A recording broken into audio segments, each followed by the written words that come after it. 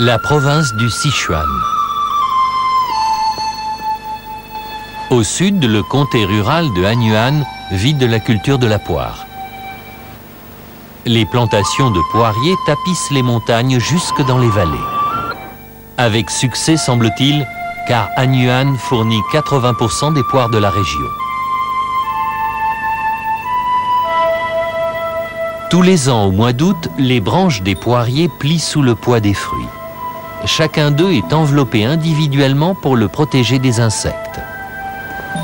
Une famille ordinaire récolte environ 5 tonnes de poires.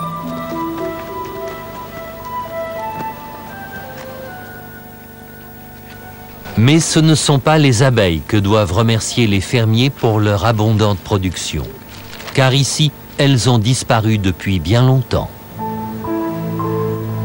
Au début des années 1980, l'utilisation non contrôlée de pesticides a anéanti toutes les abeilles de la région et tué toutes les plantes à pollen qui subvenaient à leurs besoins. La production fruitière s'est effondrée, laissant les fermiers assister impuissants à la destruction de leur gagne-pain.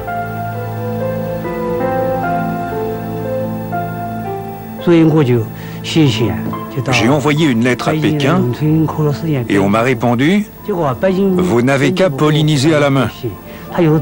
Les insectes qui s'en chargeaient ont tous été tués par les pesticides. Donc, c'est à vous de prendre la relève.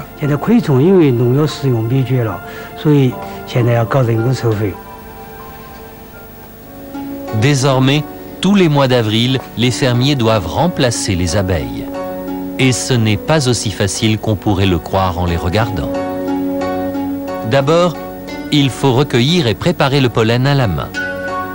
Brosser les anthères, les organes mâles de la fleur, pour le récupérer. Et le faire sécher pendant 48 heures. Quand le pollen est prêt, les pollinisateurs humains entrent en scène.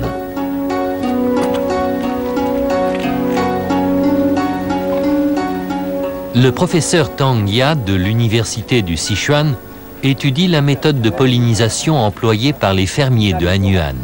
Aujourd'hui, il vient découvrir les fruits de leur labeur.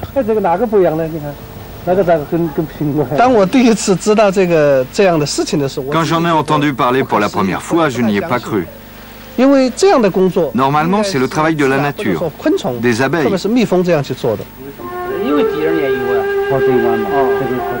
À l'aide d'une simple tige de bambou et de plumettes de poulet, Cao Xing Yuan simule le corps duveteux d'une abeille.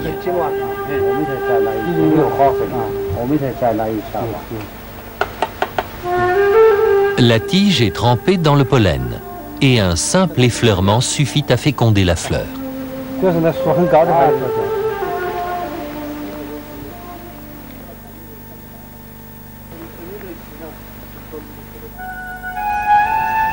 À chaque printemps, des centaines d'ouvriers s'en vont féconder les fleurs des poiriers, une à une. Une ruche d'abeilles peut polliniser jusqu'à 3 millions de fleurs en une seule journée. Un homme ne fera pas plus de 30 poiriers.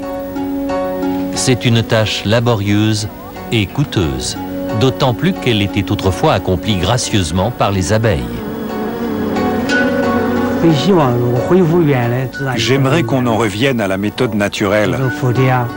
Je rêve du retour des abeilles, car la situation est vraiment très difficile pour nous. Remplacer les abeilles par des ouvriers pollinisateurs aux États-Unis coûterait la bagatelle de 90 milliards de dollars par an. De plus, même ici, à Hanyuan, la pollinisation manuelle ne sera pas forcément pérenne. À l'heure actuelle, trouver la main-d'œuvre pour polliniser à la main est encore possible. Mais la Chine évolue très vite. La plupart des jeunes émigrent dans les villes. Dans un délai relativement court, je dirais 10 à 20 ans, cette méthode deviendra très difficile à appliquer.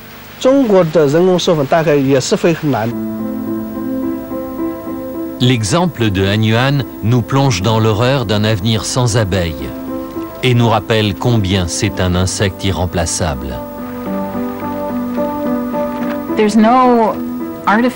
La pollinisation artificielle, ça ne marche pas. Et il n'y a eu aucun effort concerté pour vraiment la développer. On a bien essayé ici ou là de remplacer les animaux pollinisateurs par des machines à faire du vent ou des systèmes de vibration comme dans les serres. Mais rien, absolument rien ne vaut les abeilles.